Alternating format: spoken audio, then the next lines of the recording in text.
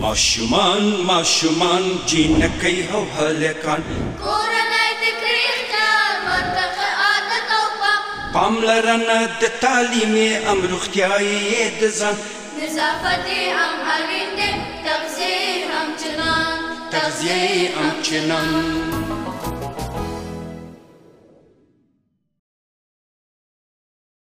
دلوی او پاک الله په سپېڅلي نامه د ځلا ټلویزیون قدرمنو لیدونکو او د راډیو اورېدونکو سلامونه او نیکې هیلې مې ومنئ. الله دې وکړي چې د ژوند شپې او ورځې مو د خوښۍ او خوشحالیو ډکې تېرېږي. یو وار بیا هم د رڼا په لور ګرده میز دی. د خپرونې موضوع مو ده دایمي مسؤلیت یا د بدن دفاعي سیستم. غواړو په همدې موضوع د قدرمن مېلمه څخه بېلابېل معلومات ترلاسه کړو. د خپرونې کوربه زه ظاهر الله ظاهر یم. دا خپرونه به تاسو ته خپرېږي او په دې خپرونه کې به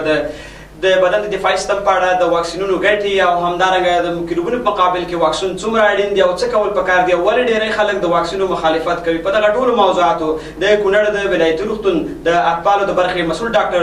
ډاکټر عبدالرازق شینواری په خپرونه کې مېلمه دی چې په روانه موضوع به له موږ اولیدونکو او اورېدونکو سره خبرې کوي. ډاکټر صاحب لومړی ستړي مه شئ، خپرونې ته په خیر راغلی. شینواری صاحب واکسین وپېژنو. زموږ اولیدونکي ډېری خپرونه همدا شیبه اوري، غواړي وپوهېږي چې واکسین څه دي. واکسینو په اړه تاسو معلومات شریکئ زموږ له اورېدونکو سره.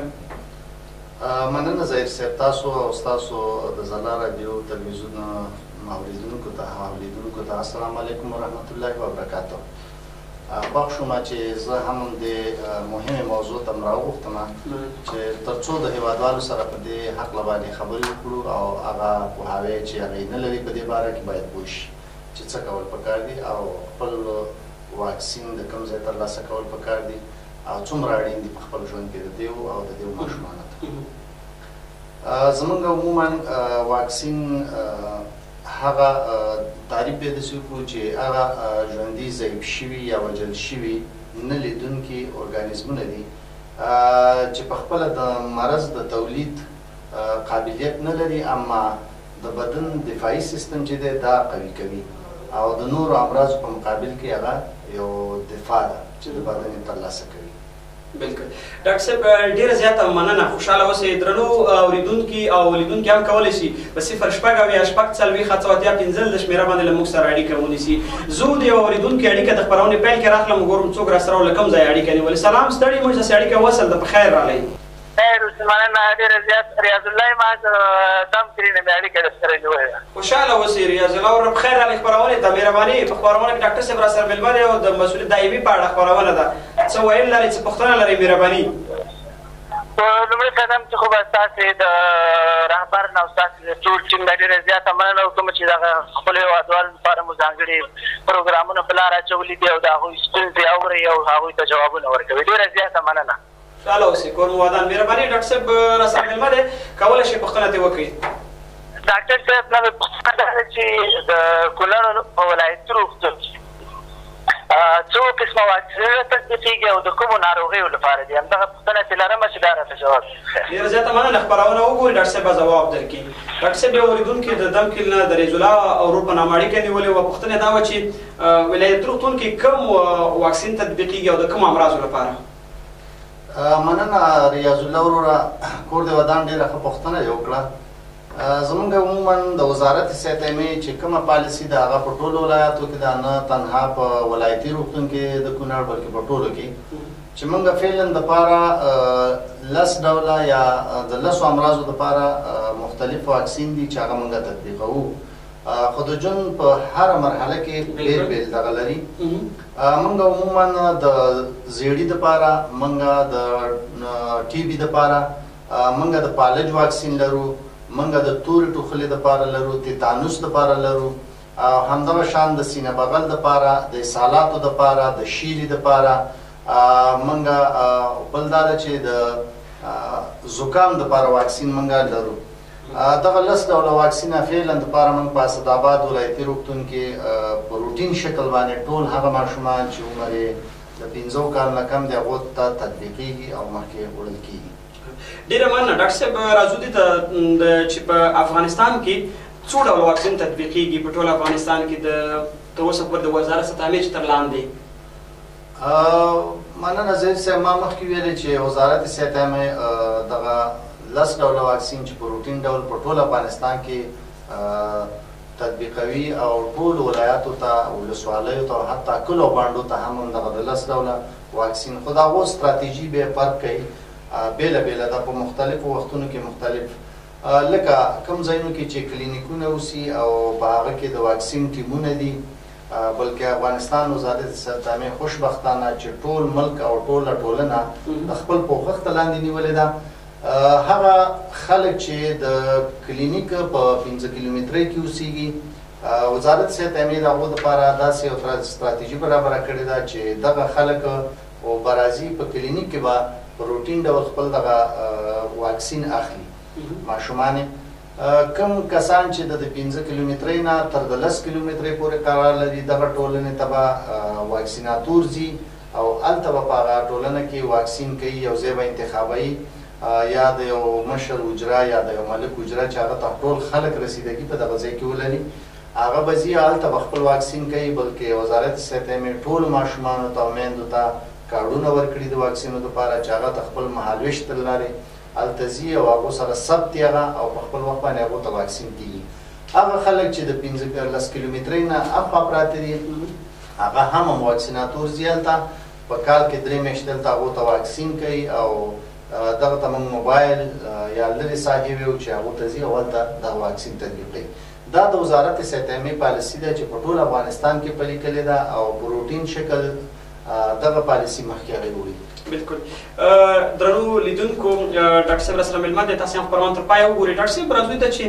د کومو امراضو لپاره واکسین کیږي او څومره خطرناک دي دغه مرضونه چې واکسین ورته ونه شي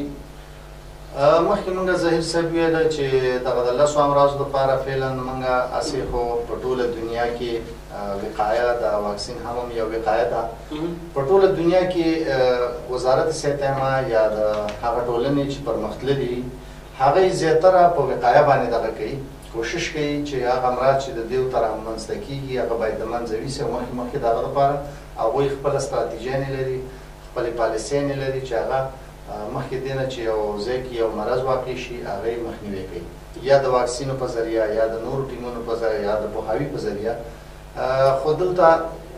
زموږ وقایه اوس فعلا دپاره په دغه 10 واکسینو باندې کېږي ډېر خطرناک ټول امراض دي هر مرض چې د خپل حد نه وځي او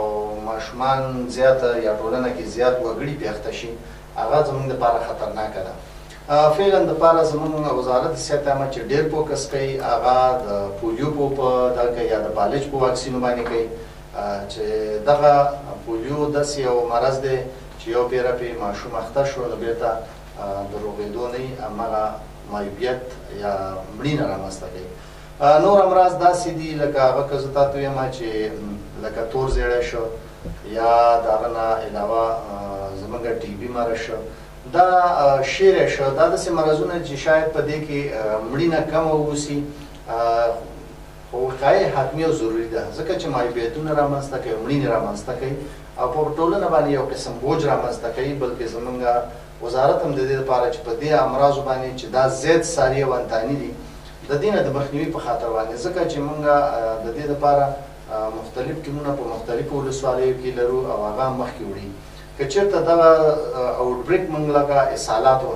فرض که رامنځته شي یا د شیرې رامنځته شي نو بیا زموږ ډېر مصارف پرې راځي یا زموږ کلینیکونه د دې جوګه نه دي چې دغه ټول به یې کور کړي او هغو ته رسیدګي وکړي دغه نو خوشبختانه چې زموږ وزارت صحت عامه ډېر ښه ټیمونه جوړ کړي دي او ډېر ښه ستراتیژیانې جوړ کړي چې د دې لپاره چې دغه مرض واقع شي هغه نه مخنیوی کېږي خو بیا هم به هر حال اوس فعلا دپاره زموږ کلینیکونو ته چې زیات راځي هغه د شیرې واقعیت راځي چې شیرې اوس هم زموږ دپاره یو چیلنج دی زموږ د ډاکټرانو دپاره زموږ د هغه دپاره چې ځینې ساحو کې چې واکسین بیا هم تطبیقېږي د شیرې واکسین چون په 10 میاشتنۍ او 18 میاشتنۍ کې دویم دوز کېږي هغه ونه کړی شي هیر شي اکثره نو دغه ماشومان زیاتره مخکې د وخت نه کېدای شي چې په شیرې اخته شي او دغه ماشومان اکثره کلینیکونو ته راوړي په کلینیکونو باندې یو بوج ډېره مننه ډاکټر صاحب درنو لیدونکو تاسې هم کولی شئ همداسې خپرونه کې اړیکه ونیسئ 0 زموږ د اړیکې شمېره ده کولی شئ برخه راسره واخلئ ډاکټر صاحب راسره مېلمه دی او دا ډېره مهمه موضوع ده چې د بدن دفاعي سیستم موږ څنګه کولی شو د مرضونو په مقابل کې واکسین کو او پیاوړی کړو د اړیکې تخنیکي همکاران اشاره کوي. سلام، ستړي مه شئ، پخیر راغئ. مننه، ستړي مه شئ، پخیر راغئ. خپرونې ته مهرباني. څوک له کوم ځای مو اړیکه نیولې ده؟ هدایت الله نصیب مرکز حسابات سبقات کې نورو. خوشحاله اوسئ. مهرباني ډاکټر صاحب خپرونه کې میلمه دی، کومه پوښتنه لرئ مهرباني. مننه، خوشحاله اوسئ. زما پوښتنه په دې ډول ده چې یو مریض د واکسین وکړي، لکه د تداوۍ لپاره واکسین وکړي، نو په دې مریض باندې دا مریضتیا بیا راتلی شي. ډاکټر صاحب مختاره ته مې دا پوښتنه ده. ډېره زیاته مننه. خپرونه وګورئ، ډاکټر صاحب جواب درکوي. درنو لیدونکو بیا هم وایم 0.6 تخنیکي همکاران د بلې اړیکې اشاره کوي او یو اورېدونکي اړیکه نیولې او پوښتنه وکړله چې یو ځل که چېرته څوک واکسین وکړي آیا بیا په دغه مرض اخته کېږي او که نه. دا دواړه پوښتنې به ډاکټر صاحب ځوابوي. بلې اړیکې ته ورځو. هغه اړیکه به هم راولو چې اورېدونکی څوک دی، له کوم ځای اړیکه نیولې او څه پوښتنه لري. ښه، د رڼا په لور ګرځئ. میز د ځلا راډیو او ځلا ټلویزیون څخه ګورئ. تاسو ته خپرېږي او په روانې خپرونې موضوع مو ده مسؤلیت دایمي. سلام، ستړي مه شئ، په خیر راغئ. خیر اوسئ، خوشحاله اوسئ. سلامونه تاسو ته او ستاسو ګرانو مېلمه ته. په دې هیله سره زما ژوند صاحب جامې پر تا ولري. عبدالله قاضي یم او د حیدرآباد له ښاره. ډېره مننه قاضي خیل صاحب، ستړی مه شئ، خپرونې ته په خیر راغلئ. قاضي خیل صاحب، ډاکټر صاحب خپرونه کې سره مېلمه دی او د خپرونې موضوع مو ده د بدن دفاعي سیسټم. په دې اړه کومه پوښتنه لرئ؟ خوشحاله اوسئ. لومړی کې خو د ډاکټر صاحب څخه نړۍ مننه کوو چې ځان یې زحمت کړی دی، راغلي د خپل ولس په خدمت کې ځان وقف کړی دی. مننه. زما پوښتنه د ډاکټر صاحب څخه بله ډوله ده، د میکروبونو په مقابل کې واکسین څومره مهم دی؟ ډېره مننه. خپرونه وګورئ. بلکل، خپرونه پوښتنه مو واخیسته، خپرونه وګورئ، ډاکټر صاحب به ځواب درکړي. ډاکټر صاحب دې اړیکه نیولې وه چې د مرضونو په مقابل کې واکسین څومره اړین دی، او بله اورېدونکي اړیکه نیولې وه چې ویې ویلې واکسین څوک په ناروغۍ اخته شي واکسین وکړي، آیا بیا هم د واکسین وروسته چې د بدن څخه میکروب ختم شي او واکسین هم شوي، آیا بیا په دغه ناروغۍ اخته کېدلی شي که نه؟ مننه. کور د ودان هدایت الله وروره ډېره ښه پوښتنه دې وکړله. زمونږ عموما واکسین مونږ ظهیر صاحب داسې تعریفوو چېرته یو یخ زنځیر داسې دی که د واکسین د تولید نه واخله تر تطبیقه پورې که دا چېرته مونږ په مثبت 2 مثبت اتو کې وساتو نو شاید زمونږ واکسین ډېر مؤثر وي او مونږ ته تر 90 یا 95% پورې دغه راکړي، دفاعي سیستم زمونږ تنبیه کړي او د هغه مرض په مقابل کې مونږ مقاومت ولرو او هغه دفاع مونږ وکړی شو. خو که چېرته داسې وخت راشي چې دغه زنځیر، دغه یخ زنځیر چې د تولید نه تر تطبیقه پورې د ماشوم د خولې په دې کې د واکسین خراب شي یا ګرم وساتلی شي، نو شاید هغه شان زمونږ دفاعي سیستم تنبیه نه کړي او مونږ د امراضو په مقابل کې نشو کولی چې مقاومت وکړو. نو ورور جانه، که چېرته مونږ په صحیح طریقه واکسین تدبیر کړو نو ته مطمئن اوسه چې د 95% حتی ځینې واکسین 100% زمونږ د وجود مقاومت لوړوي او زمونږ دفاعي سیستم قوي کوي. بل روز پوښتنه کړې وه څومره د مرضونو مقابل کې؟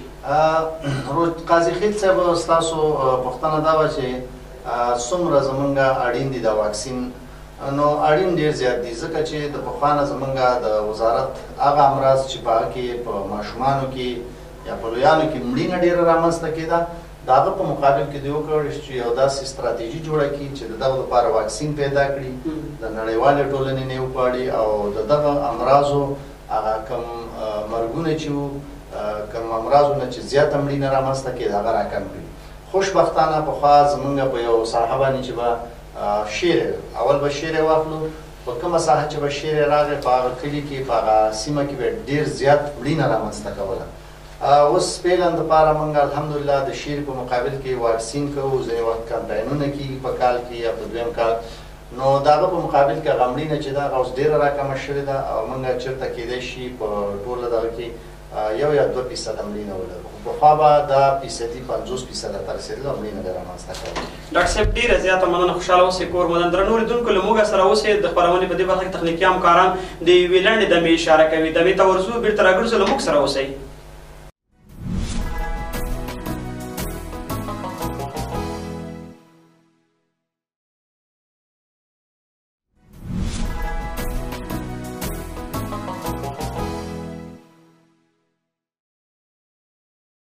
درنو لیدونکو بیا هم ښه راغلاست. لنډه دمه مو واخیستله. د خپرونې د بحث موضوع مو ده دایمي مسؤلیت یا د بدن دفاعي سیستم. غواړو په همدې موضوع تاسې اوریدونکو سره بېلابېل معلومات شریکو. د کونړ د ولایتي روغتون د ماشومانو د برخې مسؤل ډاکټر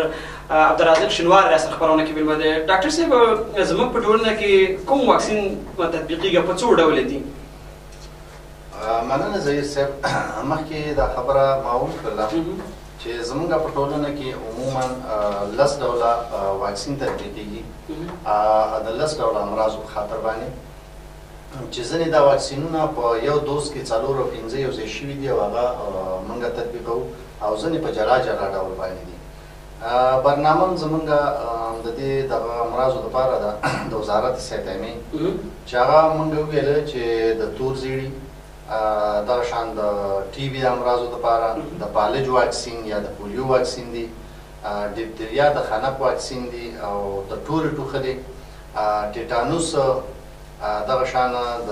زکام د اسهالاتو د شیري او د نمونیا یا سینه بغل دپاره دا واکسین 10 ډوله واکسین دي چې دا موږ ټول په روټین شکل په ټولو کلینیکونو تطبیقوو. او زموږ په ټولنه کې الحمدلله د دې لپاره ښه جامع پالیسي جوړه شوې ده. پالیسي پوښتنه بله د پالیسي بله وغږېږي ته بله پوښتنه هم ډاکټر صاحب بخښنه غواړم همدغه وزارت پالیسي مو اورېدونکو سره شریکه کړي. د وزارت عموما پالیسي دا ده چې هغه ماشومان چې تولد شي نو هغوی به په د ولادت په جریان کې یو دوز د ټي بي او یو دوز چې دی دا د پولیو یا د او پی وي اخلي. چون دغه اولنی دوز صحیح معافیت د بدن نه تولیدوي نو دا 15 دورې مهمې دي چې د فالج یا د پولیو لپاره د 15 دورې واکسین واخلي. خو د ټي بي لپاره همدغه اولنی دوز تطبیق چې دی دا ضروري دی. باید په ټولو کلینیکونو کې چې هغه ځایونه کې چې ولادتونه کېږي هغه باید په ولادت په ساحه کې دغه 2 ډوله واکسین واخلي. کله چې په کومو ساحو کې ولادتونه کوم ځایونه کې نه کېږي هغه ځي هغه مربوطه خپلو کلینیکونو ته یا په کار خو دا ده چې زموږ د وزارت صحت لایحه دا هم ده چې ټول ولادتونه باید په کلینیکونو کې او په هغه ځای کې چې قابلهګانې اوسي باید هلته وشي، ځکه چې ډېر یو مسون ولادت هلته کوي او د هغه د اختلاطاتو یا د دې شیانو نه هم مخنیوی کوي. نو ټول ولادتونو لپاره میندې باید مربوطه کلینیکونو ته مراجعه وکړي چې کوم د دې په څنګ کې واقع دي. نو هلته چې کوم واکسین کېږي که چېرته دوهم ځل لپاره د وزارت ستراتیژي دا ده چې په 6مه هفته کې دیو ته بیا واکسین کوي چې 6مه هفته کې دیو ته خپله د تور زیړي د پالج واکسین د خانک یا د ډیپتریا یا د تیتانوس او د تور زیړي همدغه واکسین ورته بیا په 6مه هفته باندې تطبیقېږي. د 6مې هفتې نه وروسته د دې لپاره په اول قدم کې یو کارډ ورکول کېږي چې تاریخ هم لیکل کېږي او کوم واکسینونه چې تطبیق شوي هغه هم په هغه کې لیکي او تاریخونه ورکوي. په 10مه هفته کې بیا همدا ماشومان یا کلینیک ته راوړي یا واکسیناتور ځي هلته او هلته هغه ته دا واکسینونه بیا تطبیقوي. کله چې 10مه میاشت شي په 10مه میاشت کې دغه 14مه هفته کې بیا هم دا تطبیقېږي دغه واکسینونه دا 3 دوزه دا پوره کوي. کله چې 10مه میاشت شوه د 9مه میاشت ختم د 10مې شروع کې دیو ته د شیري اولنی دوز ورکول کېږي یا د کلینیکونو ته مراجعه کوي یا واکسیناتوران ځي د هغو په کورونو کې دغه واکسین کوي. او په 18مه میاشت کې بیا هم د شیري دوهم دوز دیو ته تطبیقېږي سره د پولیو واکسینو سره. نو دا 15 دوزه د اخلي. اول د شیري د ټي بي یو دوز اخلي، د پالج یا د پولیو د واکسین 15 دوز اخلي، 3 دوزه تیتانوس اخلي، 3 د لیپتریا اخلي یا د خنق اخلي، 3 دوزه چې دی دا ورسره د تور زیړي اخلي، همدغه شانه د نمونیا دپاره هم همدغه دوزونه اخلي او د شیري دپاره 2 دوزه واکسین اخلي. دا د وزارت دغه چې په یو نیم کلنۍ کې د دیو د واکسینو هغه کومه پالیسي چې دا هغه پوره کېږي او بیا تر 15 کالو پورې وروسته په کمپینونو کې چې دی ځینې د کمپین لري په کال کې 2 ځله چې همدغه د پالج واکسینو دپاره کېږي.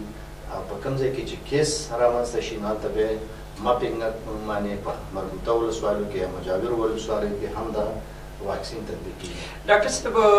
وغږېدلو چې د بدن د مقاومت یا معافیت لپاره ډېر زیات اړین دي واکسین،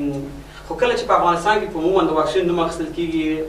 لور پرتو کلیوالي بانډو سیمو کې خلک چې هلته عام پوهاوی نه دی شوی یو ډول ویره لري که چېرته د واکسین نوم د یاد کړ نو فکر کوي چې یا ماشوم خرابېږي یا ضرر لري یا مثلا دا واکسین د څه نه جوړ شوي دي یا حتی دومره ژورې پوښتنې کوي چې هغه حیران پاتې کېږي ولې دا خلک مخالفت کوي منعت یې کوي زموږ خلک د واکسین البته یو شمېر خلک ټول نشي یادولی بلې ظهیر صاحب پخوا خو دا ممانعت ډېر زیات و زموږ په ټولنه کې چې نو د عامه پوهاوی د وجې چې عامه پوهاوی نه اوس خوشبختانه وزارت صحت عامې او ځینې خارجي ارګانونو چې هغه زموږ د WHO یونیسیف دې ارګانونو زموږ په ټولنه کې د دې دپاره ډېر زیات کار وکړو او ډېر زیات پوهاوی زموږ ټولنه کې وکړو چې تر څو په دې پوه شي چې دغه واکسینونه یو مسؤل واکسین دی او د هغه امراضو لپاره دی چې هغه وژونکي دي د دې لپاره عام دغه وکړو خو به هر حال اوس بیا هم ځینې ځایونه داسې شته دی چې هلته واکسین یا د تیتو پرک د دغه ټولنې د وجې چې زموږ آبادي داسې تیتو پرک د هلته نه رسېږي او یا هغه خلک اوسه پورې ناسم پوهاوی لري د دې په باره کې چې زه دا واکسین وکړم دا زما په مریض کې څه دا کوي پلاني کړی و هغه باندې هم دا مرض رامنځته شو اوس که یو چا واکسین وکړل او هغه کې شیرې راغی د شیرې په باره کې نو هغه دا معنا نه ده چې یاره دا شیرې د ده نه ده دا شیرې که راغلی خو هغه ډېر په یو زکام یا په ساده شکل باندې دا شیرې خو هغه څوک چې واکسین نه کوي موږ ته معلومات دی چې موږ ته په واټ کې کله ماشوم پرېوځي حتی د مړینې سبب یې کېږي خو دغه ماشومانو چې واکسین کړی هغوی هېڅکله په هغو کې موږ مړینه نه ده لیدلې او هغې ډېر په یو عادي شکل د زکام په شکل یا د یو اسهال په شکل باندې دغه شیرې تېرې چې حتی موږ هم پرې هم ځینې وخت پوه نه شو چې آیا دا شیرې دی که نه دی خو اوسه پورې الحمدلله چې څومره پوهاوی شوی دی د دې په باره کې اوس خلک په دې پوه شوي دي چې دغه واکسین زموږ د ماشومانو لپاره ډېر اړین دي او باید د دغه امراضو په باره کې دا واکسین موږ وکړو خو هغه خلک چې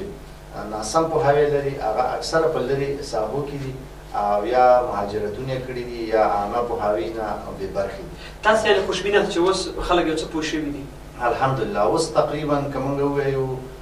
دا 95% یا 98% خلک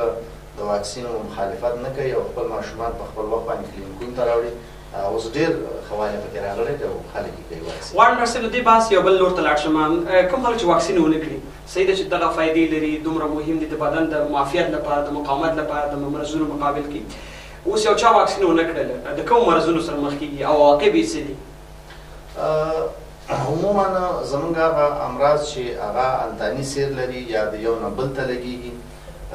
ټول امراض زموږ دپاره وژونکي او یا مایوبوونکي لکه معیوبیت رامنځته کوي یا مرګ رامنځته کوي ټول مرضونه خو زموږ عموما ځینې داسې دي لکه زه به د هغه په مقابل کې واخلم ټي بي او شیرې که د ټي بي په مقابل کې موږ واکسین ونه کړه نو دا په ټولنه کې هم یو دغه رامنځته کوي خپرېږي خو شیرې چې څونه په تیزۍ خپرېږي دونه ټي بي په تیزۍ نه خپرېږي نو شاید د ټي بي د وجې هم مړینه رامنځته شي خو په کم اندازه خو د شیرې په مقابل کې چې ډېر وګړي پې اخته کېږي او ډېر زیات مړینه رامنځته کوي هغه دا دی د هغه نه علاوه زموږ لکه اوس د اسهالاتو په مقابل کې دا اسهالات داسې نه چې د ټولنه باید په دې پوه شي چې موږ د اسهالات د یو میکروب په خاطر باندې یا د یو ارګانیزم په خاطر دا تطبیقوو دا داسې نه ده چې ټول ماشومان دي د هر قسم اسهال نه بچ وساتل شي نه هغه میکروب چې زموږ په ماشومانو کې ډېر رامنځته کېده او ډېره مړینه رامنځته کوله وزارت صحت عامې په دغه باندې کار وکړو د هغه دپاره واکسین پیدا کړه نور هم داسې شته دی میکروبونه چې د هغه په مقابل کې اسهالات رامنځته کېږي خو مړینه یې کمه کړې ده پخوا چې څونه مړینه وه اوس هغومره مړینه په اسهالاتو کې نشته دی نو موږ چې هغه امراض چې ډېر زر خپرېږي او ډېر زیات دغه دي هغه لکه شیرې دی هغه تورې ټوخلې ده هغه تیتانوس دی هغه سینه بغل دی سینه بغل کې به پخوا ډېره مړینه وه خو اوس راکمه شوې ده خوشبختانه ځکه چې د واکسینو په تطبیق کې دا رامنځته شوې زه خپله په 2009 کې چې کله په کونړ کې اول ځل دپاره د نمونیا یا سینه بغل واکسین معرفي کېده زه خپله ټرینر وم د دې دپاره او ما دلته ټرینینګونه ورکړل او خلک مې د دې په مقابل کې ډېر وهڅول او ډېر کسان موږ ټرینینګ کړه او موږ ساحو ته ولېږل واکسین یې وکړو خو پخوا چې د سینه بغل نه څومره مړینه رامنځته کېدله خوشبختانه هغه مړینه اوس کمه شوې ده هغومره مړینه نه رامنځته کېږي بالکل ډاکټر صاحب ډېره زیاته مننه د افغانستان د سطحي وزارت د فل چې یا د پولیو واکسین باندې فوکس ډېر کوي په افغانستان کې وضعیت څه دی او څومره کیسونه په دې کال ثبت شوي دي د سطحي وزارت څنګه د یونیسف اداره هم یادولی شو چې په دغه برخه کې دغه دواړه ادارې ډېر زیات کار کوي څومره خطرناک دي دغه مرض او د لپاره واکسین څومره اړین دي ځکه د پولیو واکسین کمپاین هم دغه شروع کېږي نږدې 4 ورځو کې او په ټوله افغانستان او ځایي ساحه کې روان دی ظهیر صاحب عموما د پولیو د کمپاینونو لپاره وزارت صحت عامه او زمونږ یونیسف یا دبلیو ایچ او یا صحي سازمان د دې لپاره مختلف استراتیژیانې لري او مختلف وختونو کې تطبیقېږي ما مخکې ویلې چې د ولادت د وخت نه واخله تر د 15 کلنۍ پورې عموما موږ 15 دوزه د دغه پولیو د واکسین ورکوو په روټین شکل باندې خو دی هم د دې په څنګ کې په کال کې 2 ځله د ان ای ډي په یا روزمره د ان ای ډي په نوم باندې دغه ورځې چې 3 ورځې تطبیقېږي په ټوله ټولنه کې 100% کوریج یا کوښښ باید ولري هیڅ ماشوم باید د 15 کلنۍ نه ښکته ماشومانو کې پاتې نشي ولو که هغه مریض وي یا هغه چېرته سفر کړی یا دا مریض دا ماشوم میلمانه راغلي که هر څوک اوسي خو 100% باید دا کور شي او د پوښښ په لاندې ونیول شي او دې ته واکسین تطبیق شي تاسو خبره وکړله په ټوله دنیا کې عموما د پولیو یا د پالج دا دغه ختم شوی دی مرض خو تنها زمونږ یو 2-3 ملکونه داسې دي چې هغه کې دا مرض تر اوسه پورې شته چې پاکستان دی افغانستان دی او نایجیریا ده غالبا زمونږ افغانستان کې په 2024 کال کې زمونږ پیښې تر دې وخته پورې 8 پیښې موږ لرو چې یوه پیښه بدبختانه په موږ په دغه کې د هنګام کې لرو یوه پیښه په نورستان کې ده 2 پیښې په هلمند کې دي او 4 پیښې په قندهار کې دي چې دا 2024 پورې تر دې دمه رامنځته شوي دي او کنفرم راغلي دي زمونږ د دغه لپاره چې کومه په روزمره شکل باندې واکسین کېږي دې نه علاوه په کال کې 2 ځله موږ ان ای ډي ورځې لرو دغه ورځې داسې دي چې 100% کوریج لري که چېرته موږ په یو ځګینې کې یوه پیښه د پولیو رامنځته شي نو د هغه مجاور ولسوالۍ هم موږ د پوښښ لاندې نیسو او هغه زموږ ټول باید کور شي تر څو دغه پیښه بیا رامنځته نه شي وخت په وخت باندې زموږ دلته ټیمونه دي چې هغې د وزارت صحت عامې دلته دغه کړي دي د دې دپاره استخدام کړي دي چې هغې دغه انوایرمنټ یا د خپله د ساحې نه اوبه اخلي هغه هم په دغه نظر کې نیسي چې آیا زمونږ په دې ټولنه کې یا زمونږ په دې ځای کې دغه وایرس چې د پولیو وایرس دی آیا دا اوس هم شتون لري او ګردش کوي که نه نو د دې لپاره ډېر خو زمونږ کوشش دا دی چې مونږ دا پولیو د منځه ویسو مونږ ډېر نږدې شوي پخوا ډېر کیسونه به راتلله په کال کې اوس الحمدلله دغه کیسونه ډېر راکم شوي دي که مونږ چېرته د 3 کال دپاره دغه پیښه ونه لرو نو مونږ د پولیو پری افغانستان په نوم باندې سرټیفیکیټ اخلو او نړیوال معتبر سرټیفیکیټ ډاکټر صاحب محترم ډېره زیاته مننه چې باز ته راغللې او همیشه مو زموږ دعوت منلی دی او زموږ اورېدونکو ته م ډېر خورا مهم معلومات وړاندې کړي دي چې تاسو تجربې او دغه برخه کې تاسو ډېر د پخوا نه خدمت کوئ د کونړ ولایت راتلونکي او ټول اشنا دي ستاسې غږ او ستاسې څېرې سره ډاکټر صاحب غواړم د یوه ډاکټر په توګه چې تاسو د کلونو د کونړ ولس لپاره خدمت کړی خلک هم ټریننګ کړي دي خلک هم روزلي دي د پیغام دې څه دی او د ولس څومره همکاري کوي په لنډو ټکو کې ولس څومره همکاري کوي واکسینونو ته دا ټول په یو لنډ کې راوځي تخنیکي همکاران اشاره کوي وخت ډېر کم لرو مننه ظهیر صاحب زه صرف دومره ووایم چې ورونو موږ الحمدلله مسلمانان یو ټولې د دنیا علماو په دې متفق دي چې په واکسینو کې هیڅ قسم داسې یو څه شی نشته دی چې هغه زموږ دین ته زموږ ټولنې ته زموږ پښتونولۍ ته ضرر ورسوي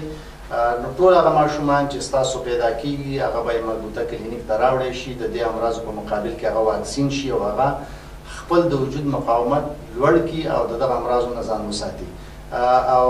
زه په اخره کې دا وایم چې الحمدلله اوس ټول خلک په دې باندې پوه دي چې هېڅ قسم جانبي عوارض واکسین نه لري او مګر د امراضو په مقابل کې دفاع لري نو خدای دې وکړي چې ټول زما دا پیغام واوري او خپل ماشومان واکسین کړي. ډېره زیاته مننه چې خپرونه ته راغله، زموږ بل نه مو ومنله. ډېره مننه. د ځلا ټلویزیون لیدونکو دا وه زموږ د نن شپې خپرونه چې درته وړاندې کړه. تر بیا بلې خپرونې پاک او مهربانه خدای سپارو. د سورلنډي او آباد افغانستان په هیله ښې شپې او ورځې ولرئ. ماشومان جینکۍ او هلکان کورنۍ د کړي خیال ورته عادت او پاملرنه د تعلیم هم روغتیایي د ځان نظافت هم اړین دی، تغذیه هم چنان